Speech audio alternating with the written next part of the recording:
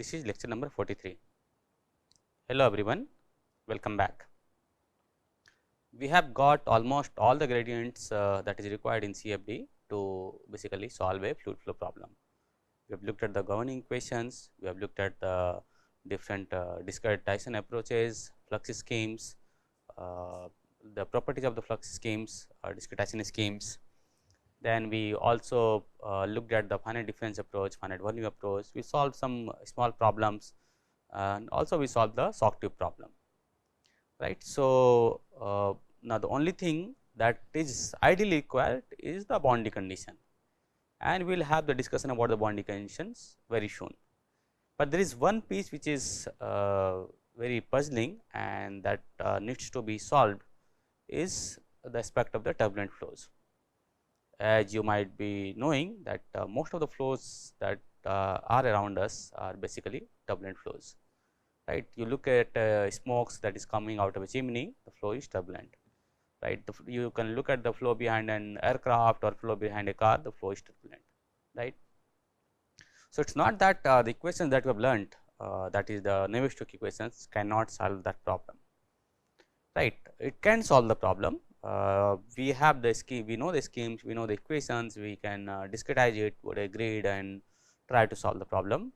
But when you try to solve that problem, any turbulent flow problem at a sufficiently high Reynolds number, I will come to that number Reynolds number again. We have discussed or we have seen that Reynolds number while non-dimensionalizing the Navier-Stokes equations, but that is the number. I am just jumping ahead here. That dictates whether the flow is going to be laminar or turbulent, right. So, if the Reynolds number is sufficiently high, let us say if you are talking about a wing or an aircraft, right. So, the Reynolds number typically is around a million, right, or several millions, right. At that high Reynolds number, if you try to use the Navier-Stokes equation, put a grid and try to solve it, you will run into trouble, and the reason for that is if the Reynolds number is very high, you will have several scales in your flow. Okay. So, if you have like let us say 1 million Reynolds number, you have separation of the scale that is in other way the separation of the grid size is of a million or the order of a million. So, if a smallest scale is let us say 1 millimeter, then the largest scale will be 10 per 6 millimeter, right. So, that is the kind of scale that we are talking about, right. So, you will quickly see that your grid size will become very large. So, I talked in one dimension 1 millimeter to 10 per 6 millimeter, it can go to in the 3 dimension it will go to 10 per 6 power 3, right. So, your grid size will become humongous and it can become so big that for a practical flow problem you just run out of the computing capability. Even if you use the largest exaflop machine, petaflop machine, exaflop machine that is available now. So, flop is basically floating point operations per second, right. So, that is a measure of how much computing power one computer has, right. So, typically it is talked in terms of the supercomputers, right. So, even if you use the fastest supercomputer or the most capable supercomputer in the world, you cannot solve the problem directly if the flow is turbulent, right. Then how do you solve that? In fact, in most cases you might be using some kind of commercial software or an open source software. You must be getting the answers, and there are many aircraft that have been designed using these softwares, right. The cars, aircraft, wind turbine, turbine blade, anything you name it, and we have been using CFD to basically predict the flows on these geometries at realistic Reynolds number and realistic design conditions. So, how are we doing it? Where is the catch? So, that is the puzzle that we are going to look at today. So, basically we want to know how the turbulent flow works, right. If you understand the characteristic of turbulent flow, we may probably answer this puzzle or basically try to find out a way, so that we do not need to use that kind of computing power as we have in the direct numerical simulation, and that means using the Navier-Stokes equations as it is to solve a complex turbulent flow problem at sufficiently high Reynolds number. Okay. So, let us, so the topic today is the simulation of turbulent flows, right. So, before we go to the turbulent flows, I want to emphasize the difference between the laminar flow and the turbulent flow, right. So, this goes back to the very old experiment by Osborne Reynolds, I think done around 1893. The Reynolds number is after this person. So, his name is Osborne Reynolds. Okay. So, the Reynolds number is behind this person. So, what he did, he designed a very intelligent experiment, and you can see the setup of the experiment on the right hand side here, right. So, what he did, he took a water tank and connected a glass tube to that, right. So, glass tube is so that you can see what is happening inside that flow, and then he put a valve here, you can see the valve here. So, this is the valve that he has put, okay, in the tube. So, if you open the valve more, then the flow rate will become higher, right. And then he introduced the dye in between the tube, so that it does not disturb the flow. Okay. So, it is basically sufficiently away from the valve, and then what he did, he started opening the valve slowly. Okay. So, initially when he opened the valve, so what he saw, like if let us say this is my tube. Okay. So, what he saw is basically if the flow, the dye is like this is a red color dye, if it goes in a line, it is actually going in the line, it is not deviating. Okay. So, you can have different lines, okay, and they are along a line, okay, they are not changing. Okay. So, in other words, the flow is smooth, right. So, the flow is smooth, no disturbances. Okay. Even if there is slight disturbances, they get dammed out. Okay. And he called these kind of flows as the laminar flows. Okay. Remember, this happened when he did not open the valve fully, right. So, the flow speed was quite low. Then what he did, he basically increased the speed, right. So, now let us say this is second time when we increase the speed. Okay. Let me make the valve same size of the tube, okay, maybe around here. Okay. And he found that now it is slightly wavy. So, it comes like this and then it becomes slightly wavy. This is when the speed is increased slightly. Okay. And then what he did is he further increased the speed, and then what he found is basically now it is like there is so much zigzag, so much disturbances all over. Okay. They are not basically staying in line. Okay. So, this you can see that now they are no longer very organized as we had earlier. So, this was an organized flow on the top, and this is the flow at the bottom is basically not organized. Okay. Very violent, there is mixing all over everywhere, right. So, he termed this flow as the turbulent flow, okay, because it is turbulent, right. This is laminar, this is turbulent, and in between you can have flow which you can call as the transitional flow. Okay. Now, what he did that now he basically changed the liquid. So, earlier he did with water, okay, then he made it a little bit more viscous and tried seeing that what is happening. He of course observed the same phenomena, it was initially laminar and it became turbulent, but it happened at different speed, okay, different flow speed. So, then he experimented with different liquids with different density, different viscosity, and he tried finding out that what is that parameter which governs whether the flow is going to be organized or flow is going to be disorganized, right. So, then he came up with a Reynolds number, okay, with a number which is now known as Reynolds number, which is a non-dimensional parameter which is given by rho u L by mu. Okay. In this case, because it was a tube, so L is the length scale, so that becomes d. So, this is basically in this particular case this is rho u d by mu. So, it does not depend on just the velocity, okay. It also depends on your density, your viscosity, and the shape and the size of your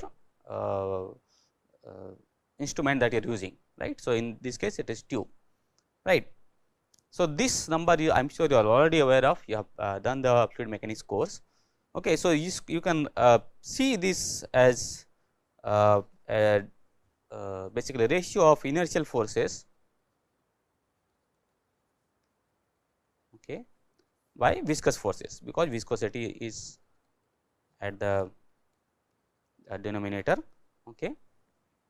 So, as you can see, if the Reynolds number is low, okay, so let us say Reynolds number is low, typically let us say Reynolds number is less than 2000, okay, for a pipe flow.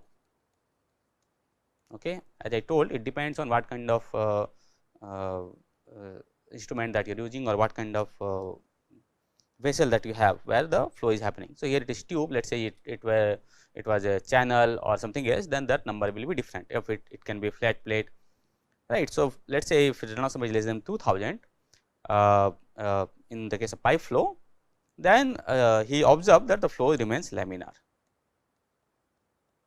Okay. And then when the Reynolds number was greater than 4000, okay, for the same flow, he observed the flow was becoming turbulent.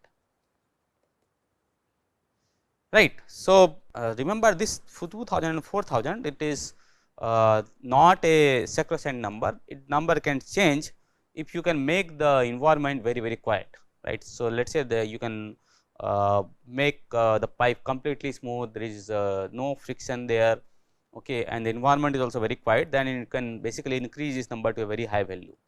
Okay. There are super pipe experiments in Princeton where they have observed that they can maintain the flow to be laminar to a very high Reynolds number.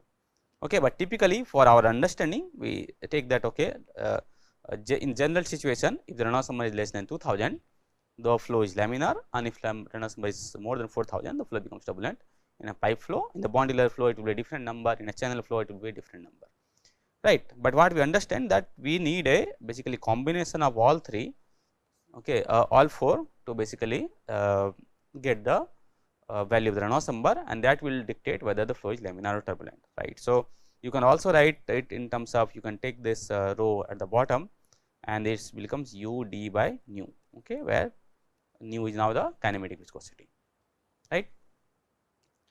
So, this is what I was saying, that this is the typical picture of the laminar flow. The if the flow is happening in the laminar regime, if it goes like this, it will continue to move in that line, but in the turbulent flow there will be a lot of mixing, right. There will be, I use the term called eddy, okay. You can see these shapes here, okay. So, these are basically kind of your eddy shapes. So, what they do, basically they do a lot of mixing, and depending on Reynolds number, there will be violent mixing from top to bottom, okay, and that actually develops additional stress also. Typically, you would hear that the turbulent flow has higher drag, right. If there is a wing and the flow is turbulent, the drag is higher, okay. Why? Because it develops higher stress, that is because of this the momentum that is being transferred by these eddies, okay. And this is a picture in the same pipe, right. So, if this is my pipe, okay, and if the flow was is laminar, your velocity profile will look something like this. It will be a parabolic profile. You all have solved this problem, okay, in a quiet flow, Poiseuille flow, right. It looks parabolic. So, you have the maximum velocity here, and there will be no slip condition here. Basically, the velocity goes to 0 at the boundary, okay. So, this is my wall on top and bottom, okay, and the velocity goes to 0 at the wall, right. On the other hand, if the flow is turbulent, you would see that it becomes something like this, okay. It is now more flatter, more fuller, okay. If you compare the region, if let us say if I zoom in this region, say if I take this region and zoom that in, okay. So, how will it look? So, this is my wall, okay, and your laminar bond layer is going something like this, okay, and your turbulent bond layer will go something like this, okay. So, this is your turbulent and this is a laminar, okay. So, what is this? This is my velocity profile. I am plotting the velocity here.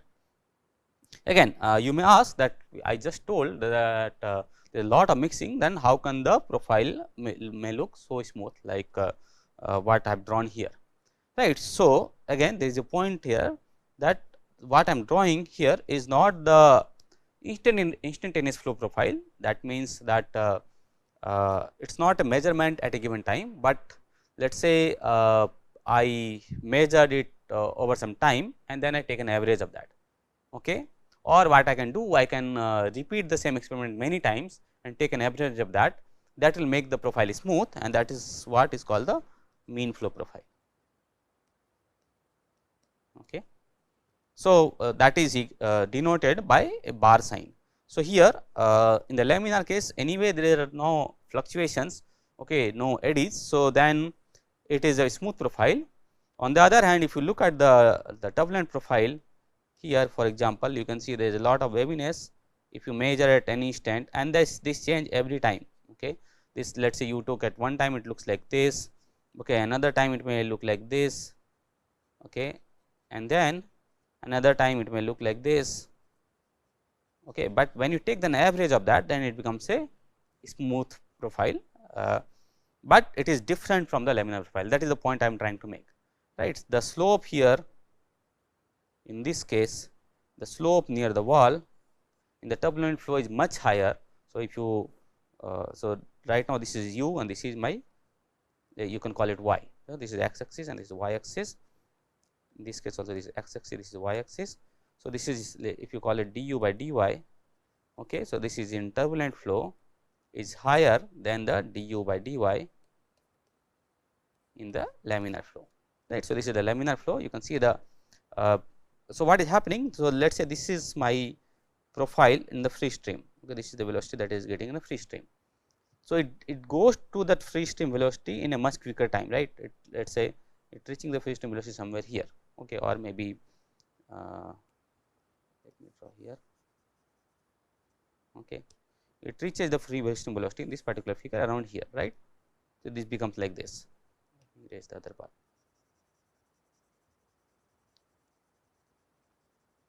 Okay. So, it reaches somewhere here, and here you can see that in order to get to that velocity, it basically takes a very long length in this direction, right. So, if this is my u and this is my y, so this du by dy is smaller here, right. Why? Because it has to go to 0 velocity, the velocity is 0 here, right. It went to u, but it took a very long distance to get to that u.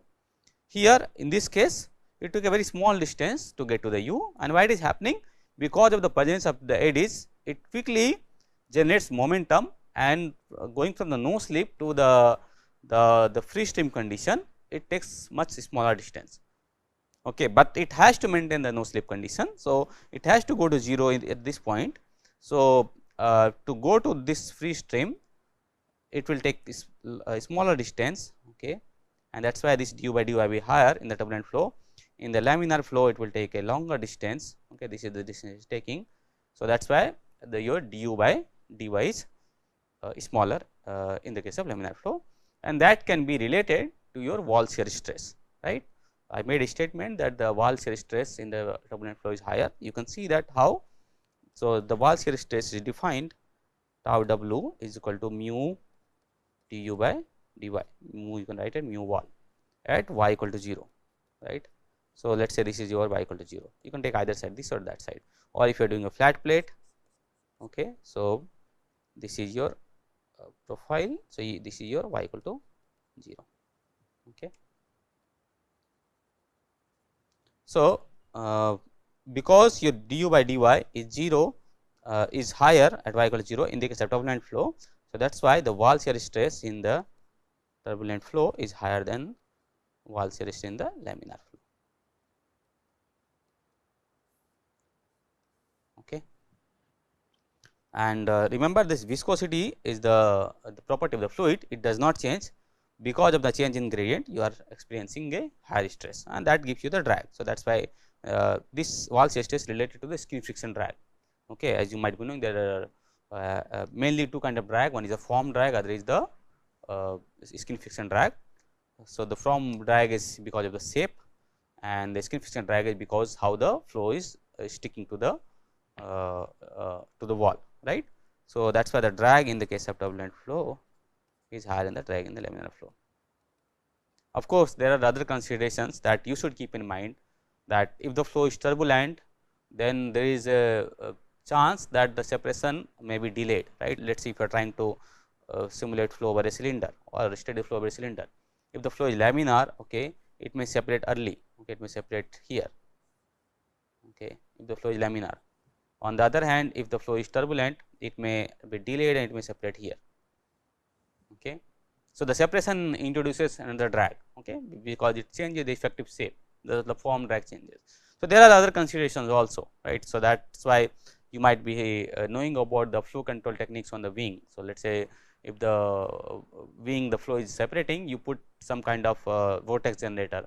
What it does, it makes the flow turbulent, and that is why the separation is avoided. Okay, but that is not something that we are going today. We want to first emphasize that how the different boundary layers look like, the laminar boundary layer and the turbulent boundary layer. Okay, but we have still not gone to the problem that why the turbulent flow is difficult to simulate. Okay. So, let us look at some of the flow pictures of the turbulent flows. So, this is for example flow in a jet. Okay, what you see, you can see that there are so many kinds of scale here. Okay, you can have one scale you can think of as okay, this is a very big scale here, and then there are very small shapes that you can see here. They are very small eddies, right. But if you take a mean of that, if you basically time average it for a long time, then you will see that all these small shapes disappeared, and what you look at is a very nice mean flow. Okay. Similarly, if you look at the boundary layer, you have like so many scales and so many phenomena that is happening here. Okay, you can see at the bottom picture, and if you average that out, it looks quite smooth. Okay, and this is how your the velocity boundary layer will look like. Okay, now let us delve little bit more into the turbulent boundary layer. Okay, so the turbulent flow can happen in two situations. One is the called the free shear flow. Okay, so in the free shear flow, there is no walls here. Okay, it can come out of a wall, for example, in a jet, but after it comes out, it is developing on its own. Okay, so there is one free shear flow. You can have jet, you can have wake. Okay, and the other is basically wall bounded flows. Okay. Now, wall bounded flows are another situations which makes the thing difficult, right. Why? Because whenever you have wall, right, you have to apply the no slip boundary condition there, and once you apply the no slip boundary condition, let us say you have developed some algorithm which nicely works, it gives you the nice structure in the form of matrix, but then you have to put the values u and v and w equal to 0 on those walls, right. So, then all your CFD algorithms need to be basically somehow account for those boundary conditions. Okay, but most of the situations that we are dealing with are the walls, right. You want to design a car, you want to design an aircraft, you want to design a turbine blade, okay, you want to design anything, it has got a wall, right. The flow will stick to the wall, the no slip condition has to be satisfied, right. So, to discuss the wall bounded flows, we need to know that how the boundary layer gets developed on the wall, right. So, that is why we will discuss little about the turbulent boundary layer, that how the flow looks like on a flat plate. So, flat plate is just an example, okay, but you can generalize it to anything, right. You can generalize it to a, let us say a wing or a turbine blade or an airfoil, a cylinder, whatever thing you want. Okay. So, this is a typical picture of the boundary layer. Okay. So, you can see that initially you have a laminar boundary layer, the flow looks nice and smooth. Okay. And then in the between you have a transition region. Okay. So, flow starts getting unsteady. Okay. You may have some spots of the turbulence getting developed here. Okay. And finally, it becomes fully turbulent in this region, right. So, this is how typically flow develops. The flow is coming from left to right, and this is the edge of the plate. Now, if you look at any layer, so this is my typical profile. Okay, this is the profile that you have. Okay, you can divide that profile into two parts. Okay, one is the inner layer,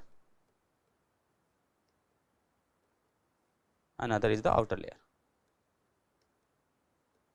Okay, So, inner layer is the region where the viscous effects are important, okay, or the viscosity is important. Okay. So, so I'll discuss about those inner layer, but you can further divide this inner layer into two parts, and that typically accounts for like 50% of your 15% of your bondylayer thickness is the inner layer. You can divide into two parts. One is very close to the wall, okay, and that is called the laminar sublayer or viscous sublayer. Okay. So, I will use the word viscous sublayer, okay, because the viscosity plays the most important role here. Let me draw a picture here, maybe it will make the things clear. Okay. So, okay, this is the bondyle I have made, okay, for let us say flow over a flat plate. Okay. So, what I am saying here is that we can divide into two parts. Okay, this is my inner layer, okay, and then you will have the outer layer.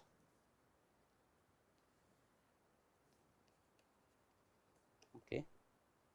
Here the viscosity is important, or viscous effects are important, okay, and they are not very important outside, okay, because the flow is turbulent here, right. So, this accounts for around 15% of your total region. Okay. So, it can be further divided into a layer very close to the wall, okay, which is called the viscous sublayer. Okay. Okay. And then we will have a buffer zone. Okay. This region is called the buffer zone. Okay. And then we will have something called the log layer. Okay. So, all these things come under there is something called law of the wall. Okay. And then you have the outer layer. So, there will be something called overlap layer. So, in between you will have there will be layer which is we call this the overlap layer, and then after that we will have something called law of the wake.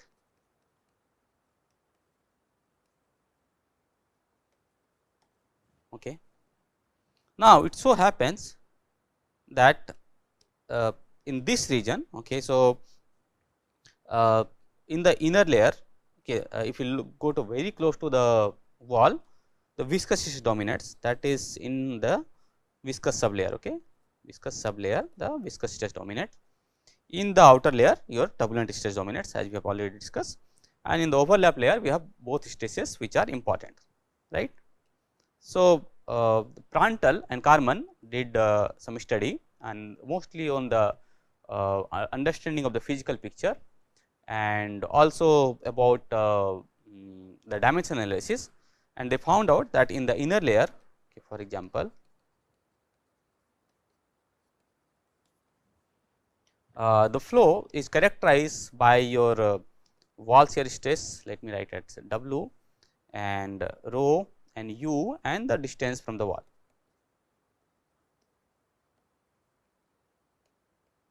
Okay. And in the outer layer, it is basically characterized by your pressure gradient. Okay. There is no, the pressure gradient does not play a role in the inner layer. Okay. The free stream pressure gradient, okay, pressure gradient I will write as delta P. Okay. This is a free stream. Okay. And then you will have wall shear stress, okay, and then bondylayer thickness. Okay. These are the things that will dictate the outer layer. Okay. And based on that, what they did, they formulated the non-dimensional numbers, okay, and studied how the flow behaves.